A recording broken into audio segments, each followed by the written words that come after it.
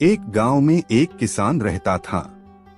उसका गांव के बाहर एक छोटा सा खेत था। एक बार फसल बोने के कुछ दिनों बाद उसके खेत में चिड़िया ने घोंसला बना लिया। कुछ समय बीता तो चिड़िया ने वहां 2 अंडे भी दे दिए। उन अंडों में से 2 छोटे छोटे बच्चे निकल आए। वे बड़े मजे से उस खेत में अपना जीवन गुजारने लगे। कुछ महीनों बाद फसल कटाई का समय आ गया। गांव के सभी किसान अपने खेतों की फसल की कटाई में लग गए। अब चिड़िया और उसके बच्चों का वह खेत छोड़कर नए स्थान पर जाने का समय आ गया था। एक दिन खेत में चिड़िया के बच्चों ने किसान को यह कहते सुना कि कल मैं फसल कटाई के लिए अपने पड़ोसी से पूछूंगा और उसे खेत में भेजूंगा। यह सुनकर चिड़िया के बच्चे परेशान हो गए। उस समय चिड़िया कहीं गई हुई थी।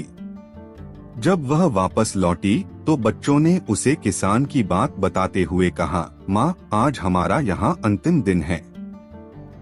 रात में हमें दूसरे स्थान के लिए यहाँ से निकलना होगा। चिड़िया ने उत्तर दिया, इतनी जल्दी नहीं बच्चों, मुझे नहीं लगता कि कल खेत में फसल की कटाई होगी। चिड़िया की कही बात सही साबित हुई। दूसरे दिन किसान का पड़ोसी खेत में नहीं आया और फसल की कटाई न हो सकी। शाम को किसान खेत में आया और खेत को जैसे का तैसा देख बुदबुदाने लगा कि ये पड़ोसी तो नहीं आया। ऐसा करता हूँ, कल अपने किसी रिश्तेदार को भेज देता हूँ। चिड़िया के बच्चों ने फिर से किसान की बात सुन ली और परेशान हो गए। जब चिड़िया को उन्होंने ये बात बताई तो वह बोली, तुम लोग चिंता मत करो, आज रात हमें जाने की जरूरत नहीं है। मुझे नहीं लगता कि किसान का रिश्तेदार आएगा। ठीक ऐसा ही हुआ और किसान का रिश्तेदार अगले दिन खेत नहीं पहुंचा। चिड़िया के बच्चे हैरान थे कि उनकी माँ की हर बात सही हो रही है। अगली शाम किसान जब खेत आया तो खेत की वही स्थिति देख बुदबुदाने लगा कि ये लोग तो कहने के बाद भी कटाई के लिए आते नहीं हैं। कल मैं खुद आकर फसल की कटाई शुरू करूंगा। चिड़िया के बच्चों ने किसान की ये बात भी सुन ली अपनी माँ को। जब उन्होंने ये बताया तो वह बोली, बच्चों, अब समय आ गया है ये खेत छोड़ने का। हम आज रात ही ये खेत छोड़कर दूसरी जगह चले जाएंगे। दोनों बच्चे हैरान थे कि इस बार ऐसा क्या है जो माँ खेत छोड़ने को तैयार है। उन्होंने पूछा तो चिड़िया बोली, बच्चों, पिछली 2 बार किसान कटाई के लिए दूसरों पर निर्भर था। दूसरों को कहकर उसने अपने काम से पल्ला झाड़ लिया था, लेकिन इस बार ऐसा नहीं है। इस बार उसने यह जिम्मेदारी अपने कंधों पर ले ली है, इसलिए वह अवश्य आएगा। उसी रात चिड़िया और उसके बच्चे उस खेत से उड़ गए और कहीं और चले गए। दूसरों की सहायता लेने में कोई बुराई नहीं है, किंतु यदि आप समय पर काम शुरू करना चाहते हैं और चाहते हैं कि वह समय पर पूरा हो जाए तो उस काम की जिम्मेदारी स्वयं लेनी होगी। दूसरे भी मदद उसी की करते हैं जो अपनी मदद खुद करते हैं। एक गांव में एक आलसी आदमी रहता था।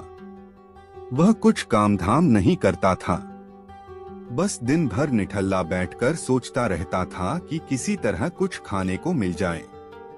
एक दिन वह यूं ही घूमते घूमते आम के एक बाग में पहुंच गया। वहां रसीले आमों से लदे कई पेड़ थे। रसीले आम देख उसके मुंह में पानी आ गया और आम तोड़ने वह एक पेड़ पर चढ़ गया। लेकिन जैसे ही वह पेड़ पर चढ़ा, बाग का मालिक वहां आ पहुंचा। बाग के मालिक को देख आलसी आदमी डर गया और जैसे तैसे पेड़ से उतरकर वहां से भाग खड़ा हुआ। भागते भागते वह गांव के बाहर स्थित जंगल में जा पहुंचा। वह बुरी तरह से थक गया था, इसलिए एक पेड़ के नीचे बैठकर सुस्ताने लगा। तभी उसकी नजर एक लोमड़ी पर पड़ी। उस लोमड़ी की एक टांग टूटी हुई थी और वह लंगड़ाकर चल रही थी। लोमड़ी को देख आलसी आदमी सोचने लगा कि ऐसी हालत में भी इस जंगली जानवरों से भरे जंगल में ये लोमड़ी बच कैसे गई, इसका अब तक शिकार कैसे नहीं हुआ। जिज्ञासा में वह एक पेड़ पर चढ़ गया और वहां बैठकर देखने लगा कि अब इस लोमड़ी के साथ आगे क्या होगा। कुछ ही पल बीते थे कि पूरा जंगल शेर की भयंकर दहाड़ से गूंज उठा, जिसे सुनकर सारे जानवर डरकर भागने लगे। लेकिन लोमड़ी अपनी टूटी टांग के साथ भाग नहीं सकती थी, वह वहीं खड़ी रही। शेर लोमड़ी के पास आने लगा। आलसी आदमी ने सोचा कि अब शेर लोमड़ी को मारकर खा जाएगा, लेकिन आगे जो हुआ वह कुछ अजीब था। शेर लोमड़ी के पास पहुंचकर खड़ा हो गया। उसके मुंह में मांस का एक टुकड़ा था, जिसे उसने लोमड़ी के सामने गिरा दिया। लोमड़ी इत्मीनान से मांस के उस टुकड़े को खाने लगी।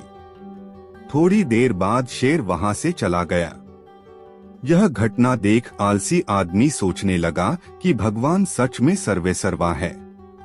उसने धरती के समस्त प्राणियों के लिए, चाहे वह जानवर हो या इंसान, खाने पीने का प्रबंध कर रखा है।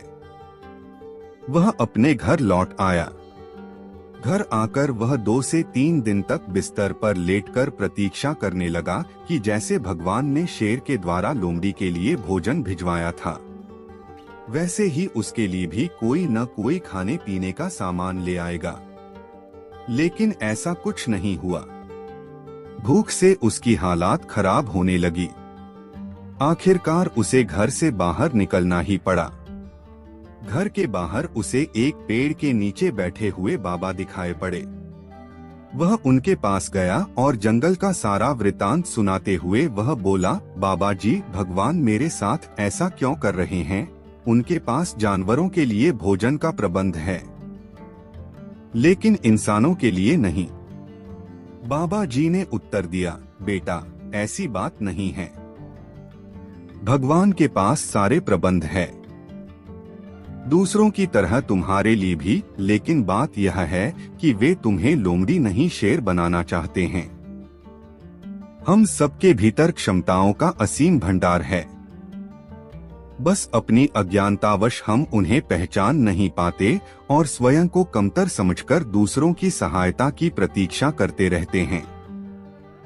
स्वयं की क्षमता पहचानिए, दूसरों की सहायता की प्रतीक्षा मत करिए। इतने सक्षम बनिए कि आप दूसरों की सहायता कर सकें। एक बार की बात है, एक राजा किसी बात पर अपने वजीर से नाराज हो गया।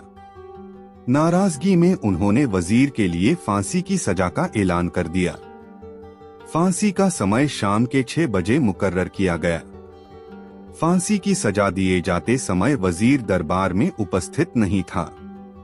राजा ने सैनिकों को आदेश दिया, जाओ, जाकर वजीर को बता दो कि शाम को ठीक 6 बजे उसे फांसी पर लटका दिया जाएगा। राजा का आदेश मान 2 सैनिक वजीर के घर पहुँचे। वह दोनों सैनिक वजीर के घर के अंदर गए। अंदर जाने पर उन्होंने देखा कि वहां तो जश्न का माहौल है। उस दिन वजीर का जन्मदिन था। उसके घर पर रिश्तेदारों और दोस्तों की चहल पहल थी। संगीत बज रहा था, नाच गाना चल रहा था। पूरे घर में पकवान की खुशबू फैल रही थी। कुल मिलाकर वहां का माहौल बड़ा खुशनुमा था। सैनिकों ने भरी महफिल में ऐलान कर वजीर को फांसी की सजा के बारे में बताया। यह भी बताया कि फांसी शाम 6 बजे दी जाएगी। यह ऐलान सुनकर वहां मौजूद हर शख्स हैरान रह गया। फौरन संगीत और नाच गाना बंद कर दिया गया। रिश्तेदार, दोस्त और परिवारजन उदास हो गए। तभी कमरे में छाई खामोशी में वजीर की आवाज गूंजी, ऊपर वाले का लाख लाख शुक्रिया कि उसने फांसी के लिए शाम 6 बजे तक का वक्त दे दिया। तब तक हम सब जश्न मना सकते हैं। वजीर की बात सुनकर दोस्तों, रिश्तेदारों और परिवारजनों ने कहा, कैसी बात कर रहे हो? फांसी की सजा सुनाई गई है तुम्हें और तुम जश्न मनाना चाहते हो। वजीर ने किसी तरह सबको समझाया और जश्न फिर से शुरू करवाया। दोस्त उदास थे, लेकिन वजीर की खुशी के लिए जश्न में शामिल हो गए। यह खबर सैनिकों द्वारा राजा तक पहुंचाई गई। राजा पूरा माजरा जानने वजीर के घर पहुंच गया। वहां पहुंचकर तो वह भी दंग रह गया। उसने वजीर से कहा, तुम पागल हो गए हो क्या? शाम 6 बजे तुम्हें फांसी पर लटका दिया जाएगा और तुम जश्न मना रहे हो। वजीर बड़े ही अदब से बोला, हुजूर, आपका बहुत बहुत शुक्रिया कि आपने फांसी का वक्त शाम 6 बजे मुकर्रर किया। इस तरह मुझे शाम 6 बजे तक का वक्त मिल सका। यदि आप मुझे ये वक्त न देते तो मैं अपने परिवार, दोस्तों और रिश्तेदारों के साथ जश्न कैसे मना पाता? फांसी पर लटकने के पहले मेरे पास शाम तक का वक्त है। ये मैं क्यों जाया करूं? मेरे पास जितना भी वक्त है उसे मैं खुशी खुशी गुजारना चाहता हूं। ये बात सुनकर राजा ने वजीर को गले लगा लिया और कहा, जिस इंसान को वक्त की कदर है, जो जिंदगी का हर लम्हा खुशी खुशी गुजारना चाहता है, उसे मौत कैसे दी जा सकती है? उसे जीने का पूरा हक है। तुम्हारी बातों ने हमारा दिल खुश कर दिया। तुम्हारी फांसी की सजा माफ की जाती है। जिंदगी खूबसूरत है, इसका हर लम्हा खुशी के साथ गुजारें। ये जरूर है कि जिंदगी में कई बार मुश्किलों भरा वक्त सामने आ खड़ा होता है और हम परेशान हो जाते हैं। ऐसे में हम जिंदगी जीना ही छोड़ देते हैं। मुश्किलों से हारे नहीं, उसका सामना करें और खुशी के साथ करें। जो भी समय आपके पास है उसका पूरा सदुपयोग करें। ये जिंदगी बार बार नहीं मिलने वाली, इसे खुलकर जिएं। राजस्थान के एक गांव में रहने वाला एक व्यक्ति हमेशा किसी न किसी समस्या से परेशान रहता था और इस कारण अपने जीवन से बहुत दुखी था। एक दिन उसे कहीं से जानकारी प्राप्त हुई कि एक पीर बाबा उसके गांव में पधारे हैं।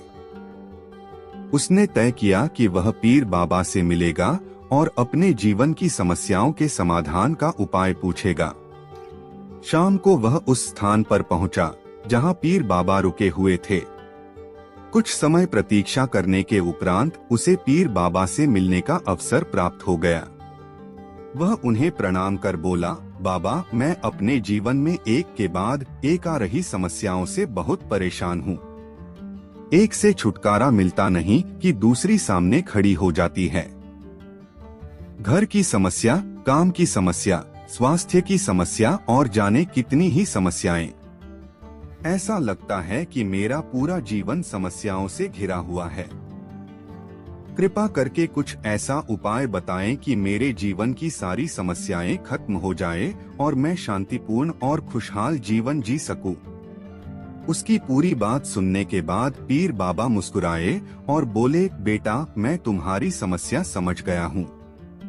उन्हें हल करने के उपाय मैं तुम्हें कल बताऊंगा। इस बीच तुम मेरा एक छोटा सा काम कर दो। व्यक्ति तैयार हो गया। पीर बाबा बोले, बेटा, मेरे काफिले में कुछ ऊंट है। मैं चाहता हूं कि आज रात तुम उनकी रखवाली करो। जब सभी ऊंट बैठ जाएं, तब तुम सो जाना। व्यक्ति ऊंटों की देखभाल करने चला गया। अगली सुबह पीर बाबा ने उसे बुलाकर पूछा, बेटा, तुम्हें रात को नींद तो अच्छी आई ना? कहा, बाबा, पूरी रात मैं एक पल के लिए भी सो न सका। मैंने बहुत प्रयास किया कि सभी ऊंट एक साथ बैठ जाएं, ताकि मैं चैन से सो सकूं, किंतु मेरा प्रयास सफल न हो सका। कुछ ऊंट तो स्वतः बैठ गए, कुछ मेरे बहुत प्रयास करने पर भी नहीं बैठे। कुछ बैठ भी गए तो दूसरे उठ खड़े हुए। इस तरह पूरी रात बीत गई। व्यक्ति ने उत्तर दिया। पीर बाबा मुस्कुराए और बोले, यदि मैं गलत नहीं हूँ तो तुम्हारे साथ कल रात यह हुआ। कई ऊंट खुद ब खुद बैठ गए। कईयों को तुमने अपने प्रयासों से बैठाया। कई तुम्हारे बहुत प्रयासों के बाद भी नहीं बैठे। बाद में तुमने देखा कि वे उनमें से कुछ अपने आप ही बैठ गए। बिल्कुल ऐसा ही हुआ बाबा, व्यक्ति तत्परता से बोला। तब पीर बाबा ने उसे समझाते हुए कहा, क्या तुम समझ पाए कि जीवन की समस्याएं इसी तरह है?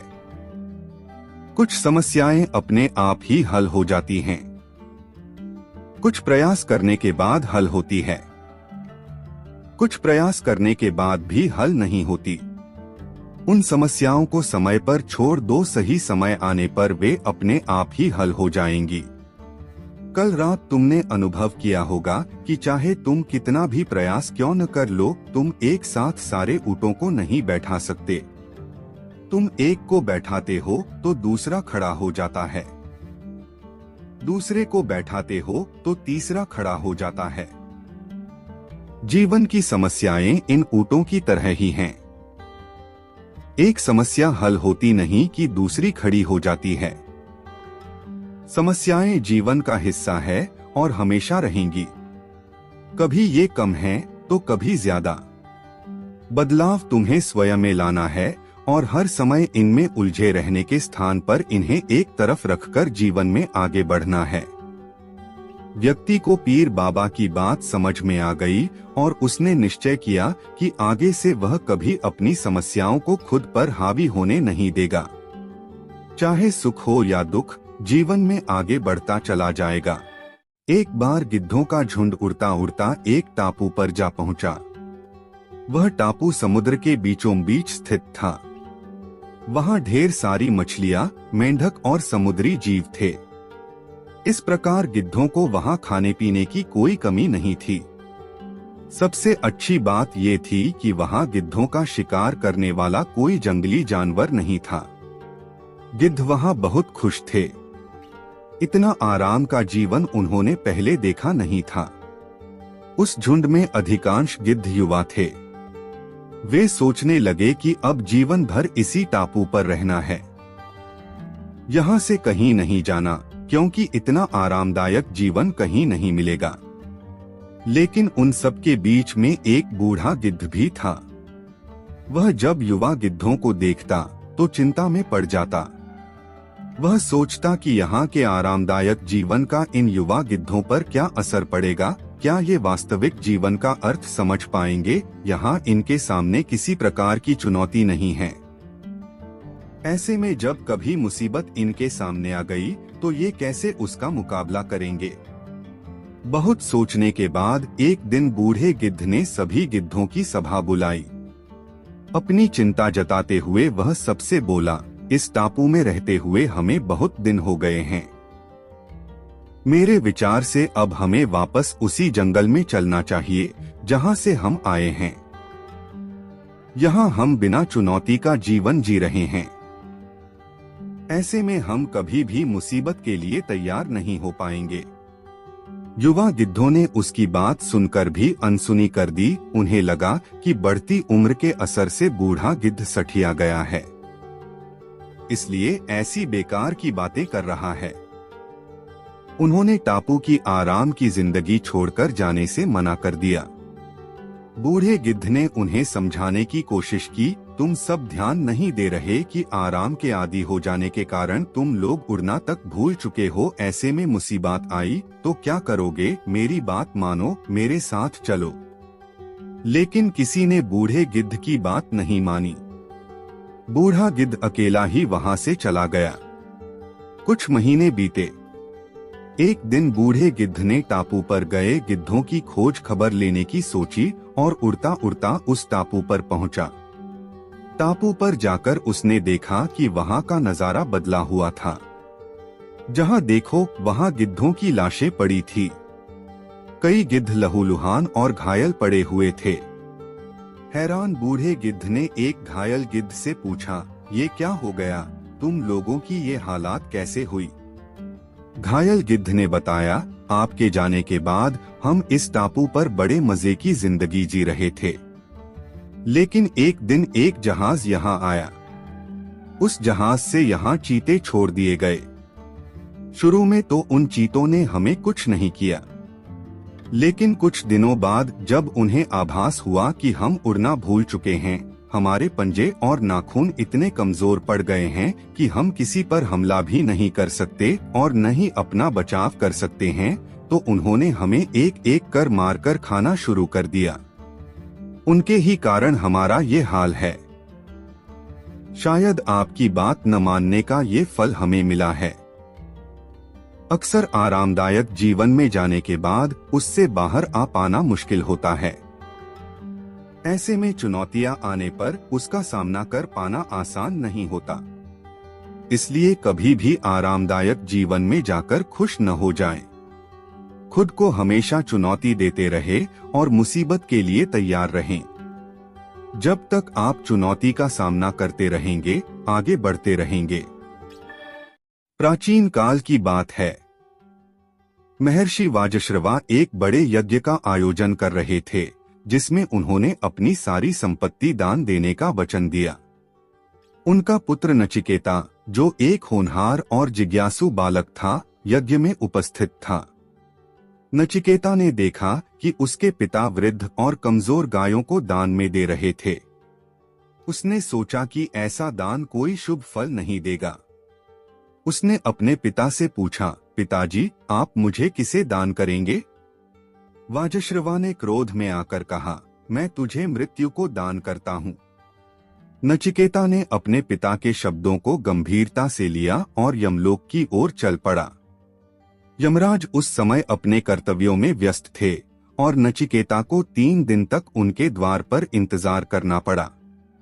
जब यमराज वापस लौटे तो उन्होंने नचिकेता का धैर्य देखकर प्रसन्न होकर उसे 3 वरदान मांगने को कहा। पहले वरदान में नचिकेता ने अपने पिता के क्रोध को शांत करने और उनके कल्याण की मांग की। दूसरे वरदान में उसने स्वर्ग की राह का ज्ञान मांगा।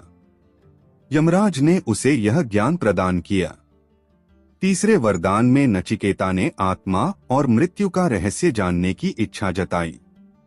यमराज पहले तो झिझके, क्योंकि यह रहस्य गूढ़ और गहरा था, लेकिन नचिकेता की जिज्ञासा, धैर्य और दृढ़ निश्चय को देखकर उन्होंने उसे आत्मा का ज्ञान और मोक्ष का मार्ग सिखाया।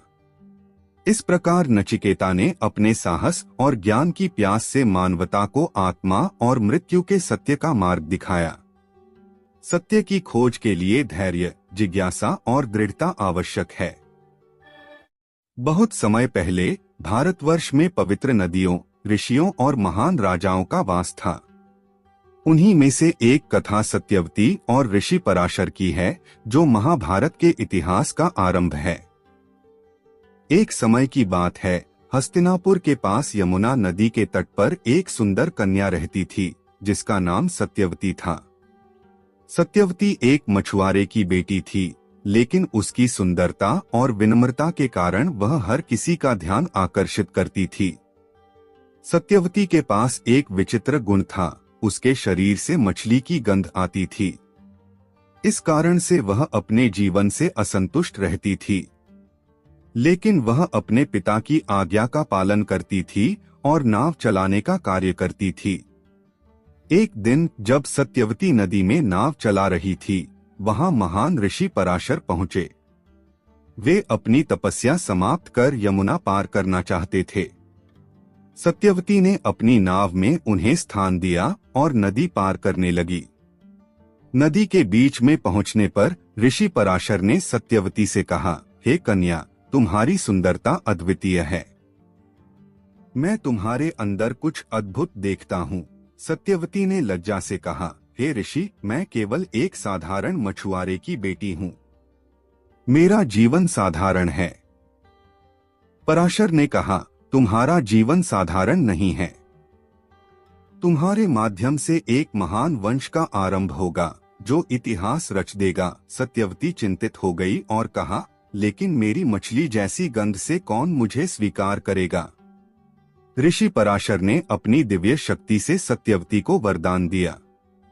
उन्होंने उसकी गंध को सुगंध में बदल दिया, जिससे वह यशस्विनी बन गई। सत्यवती ने ऋषि की इच्छा का सम्मान करते हुए उनके साथ विवाह किया। इस पवित्र मिलन से एक महान संत का जन्म हुआ, ऋषि वेदव्यास। वेदव्यास ने महाभारत की रचना की और भारतीय इतिहास में एक महत्वपूर्ण स्थान प्राप्त किया। सत्यवती ने अपने जीवन में एक साधारण स्थिति से महानता प्राप्त की। बहुत समय पहले की बात है, द्वारका के राजा श्री कृष्ण और उनके बचपन के मित्र सुदामा की कहानी आज भी लोगों को प्रेरित करती है। सुदामा एक गरीब ब्राह्मण थे, जो अपनी सादगी और भक्ति के लिए जाने जाते थे। उनके पास धन नहीं था, लेकिन उनके मन में श्री कृष्ण के प्रति अपार प्रेम था। समय के साथ सुदामा की गरीबी इतनी बढ़ गई कि उनके पास अपने बच्चों को भोजन देने के लिए भी कुछ नहीं था। उनकी पत्नी ने एक दिन कहा, तुम्हारे मित्र श्री कृष्ण अब द्वारका के राजा हैं, उनसे मदद मांगो। सुदामा ने पहले तो मना किया, क्योंकि वह अपनी स्वाभिमानी प्रकृति के कारण किसी से सहायता नहीं मांगना चाहते थे। लेकिन पत्नी के आग्रह पर उन्होंने श्री कृष्ण से मिलने जाने का निश्चय किया। उन्होंने घर से श्री कृष्ण के लिए भेंट के रूप में चावल की छोटी सी पोटली ली, जो उनके पास देने के लिए सबसे मूल्यवान वस्तु थी। जब सुदामा द्वारका पहुंचे तो उनके मन में संशय था कि क्या श्री कृष्ण उन्हें पहचान पाएंगे। लेकिन जैसे ही श्री कृष्ण ने अपने द्वारपालों से सुना कि उनका मित्र सुदामा आया है, वे तुरंत दौड़कर बाहर आए। उन्होंने सुदामा को गले लगाया और प्रेम पूर्वक अपने महल में ले गए। सुदामा को देखकर श्री कृष्ण इतने प्रसन्न हुए कि उनकी आंखों से आंसू बहने लगे।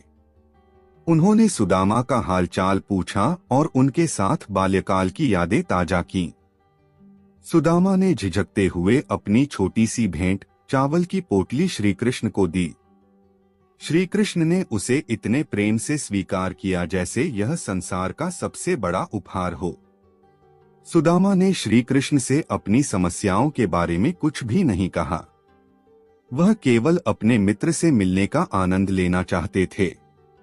जब सुदामा महल से विदा हुए तो उनका मन हल्का और प्रसन्न था। लेकिन जब वे अपने गांव पहुंचे तो उन्होंने देखा कि उनका छोटा सा झोपड़ा एक सुंदर महल में बदल चुका था। उनके परिवार के पास अब पर्याप्त धन और भोजन था। सुदामा समझ गए कि यह सब श्री कृष्ण की कृपा है। सच्चा प्रेम और मित्रता किसी भी स्वार्थ से परे होती है। श्री कृष्ण ने सुदामा की भेंट में प्रेम देखा और बदले में उन्हें वह दिया जिसकी उन्हें सबसे अधिक आवश्यकता थी। बहुत समय पहले की बात है, एक ऋषि की बेटी सावित्री अपनी बुद्धिमत्ता और सुंदरता के लिए प्रसिद्ध थी। जब वह विवाह योग्य हुई तो उसने स्वयंवर खोजने का निश्चय किया। वन में घूमते हुए उसने सत्यवान नामक एक साधारण लेकिन धर्मात्मा युवक को देखा। सत्यवान एक गरीब लकड़हारे का पुत्र था, लेकिन उसकी सच्चाई और विनम्रता ने सावित्री का दिल जीत लिया। जब सावित्री ने अपने पिता से सत्यवान से विवाह करने की इच्छा जताई तो ऋषि ने उसे चेतावनी दी, सत्यवान अल्पायु है, केवल 1 वर्ष बाद उसकी मृत्यु हो जाएगी। लेकिन सावित्री अपने निर्णय पर अडिग रही। उसने कहा, मैं अपने प्रेम को मृत्यु के भय से नहीं छोड़ सकती। विवाह के बाद सावित्री ने सत्यवान के साथ जंगल में एक साधारण जीवन बिताना शुरू किया। वह हर दिन सत्यवान के लिए प्रार्थना करती और उसकी देखभाल करती। एक दिन सत्यवान लकड़ी काटने जंगल गया और अचानक बेहोश हो गया। यमराज, मृत्यु के देवता, उसकी आत्मा लेने आए। सावित्री ने उनका पीछा करना शुरू कर दिया। यमराज ने उसे वापस लौटने के लिए कहा, लेकिन सावित्री ने अपनी बुद्धिमानी और विनम्रता से यमराज को प्रसन्न कर दिया। यमराज ने सावित्री को 3 वरदान मांगने की अनुमति दी, सिवाय सत्यवान की जीवन वापसी के। सावित्री ने पहले अपने ससुर को नेत्रदान और राज्य वापसी का वरदान मांगा। फिर उसने स्वयं को 100 पुत्रों की मां बनने का वरदान मांगा। यमराज को यह समझ में आ गया कि सत्यवान के बिना यह वरदान पूरा नहीं हो सकता। यमराज ने सत्यवान को जीवन दान दिया और सावित्री के साहस और प्रेम की प्रशंसा की। इस प्रकार सावित्री ने अपने धैर्य, समर्पण और प्रेम से मृत्यु को भी हरा दिया।